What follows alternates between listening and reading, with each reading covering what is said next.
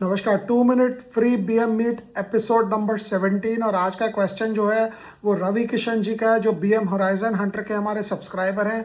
और रवि किशन जी ये बोल रहे हैं कि वॉरेन बफेट के बर्कशायर हैथवे जो है काफ़ी दिनों से, जब से उन्होंने रिटायरमेंट अपना अनाउंस किया है, अंडर परफॉर्म कर रहा है अंडरलाइंग इंडेक्स को, और पिछले 10 साल से भी अंडर परफॉर्म कर रहा है।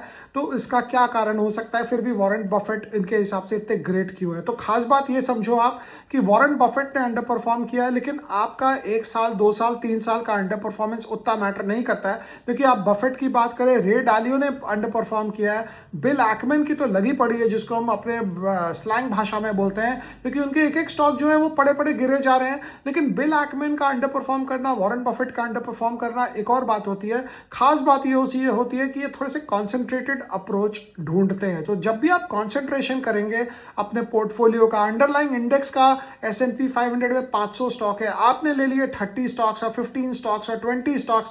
तो 20 स्टॉक्स के साथ जब आप 500 स्टॉक्स को मैचअप करेंगे, या तो आप ग्रॉसली आउट परफॉर्म करेंगे या ग्रॉसली अंडर परफॉर्म करेंगे, या आप उधर के उधर ही रहेंगे। तो इनके इन्वेस्टर जो हैं बड़े ही बैलेंस्ड होते हैं। उनको पता रहता है कि यार चलो 1 साल अंडर परफॉर्म किया, दूसरे साल हम बना लेंगे, तीसरे साल बना लेंगे। और दूसरी चीज जो होती है समझने की, एक्सेप्ट फॉर दिस, वो ये है कि वॉरेन बफेट के बारे में कि इतना हम लोग बोलते हैं कि अंडर परफॉर्म किया, आउट परफॉर्म किया, बट उनकी हिस्ट्री जो है, जीरो से स्टार्ट करके आदमी यहां तक पहुंचा, हीरो बना है। तो ऑब्वियसली अब तो खैर age is caught up with him, but उनकी जो थ्योरी है वो एवर लास्टिंग है। तो ये बात पक्की होती है कि जिस दिन मार्केट में मेहम होगा, जिस दिन पूरा, जिसको हम बोलते हैं कि मार्केट में हवा सबकी टाइट रहेगी, उस दिन इनका पोर्टफोलियो जो है वो लॉन्ग रन के लिए रेडी रहेगा और सस्टेन करेगा। एक और खास बात होती है ये सारे बड़े बड़े इन्वेस्टर्स की, कि ये अंडर परफॉर्म करते हैं, इन्हें पता है हम अंडर परफॉर्म करेंगे, बट इनको ये मालूम होता है कि मेरा जो डिजायर्ड टाइमलाइन है 5 साल 10 साल, उसमें हम ठीक आगे निकल जाएंगे, हमें कोई चीज की चिंता नहीं। और इनके जो इन्वेस्टर्स होते हैं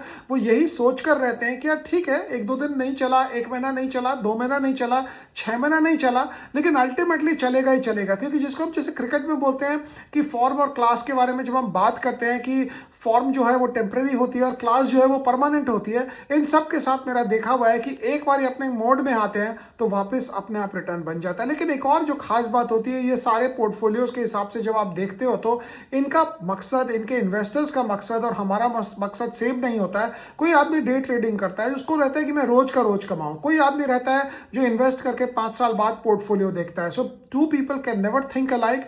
और इसीलिए इनके पोर्टफोलियो जब भी आप एनालिसिस करें, ये जरूर सोच के करें कि इनके जो इन्वेस्टर्स हैं उनकी मानसिकता क्या होती है। Thank you.